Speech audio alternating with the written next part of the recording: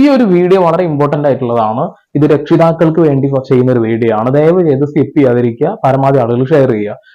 Dry ice, liquid nitrogen ഇതിൽ mix ചെയ്തിട്ട് ചില പ്രത്യേകതരം പാനീയങ്ങളും ചില ബിസ്ക്കറ്റുകളും അങ്ങനെ പല സാധനങ്ങളും ആളുകൾ റോഡ് സൈഡിൽ വിൽപ്പനയ്ക്ക് വെക്കും.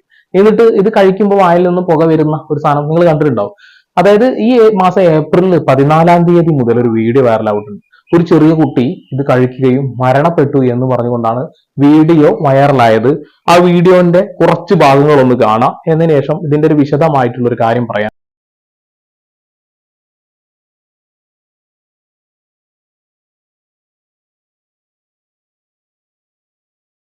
സംഭവം നടക്കുന്നത് കേരളത്തിലല്ല, കർണാടകയിലാണ്. കർണാടകയിലാണ് എന്ന് വിചാരിച്ചുകൊണ്ട് കേരളത്തിലെ ആളുകൾ ആശ്വസിക്കൊന്നും വേണ്ട. നമ്മുടെ നാട്ടിൽ ഈ ഒരു സംഭവം ഇപ്പോൾ വന്നു തുടങ്ങിയിട്ടുണ്ട്.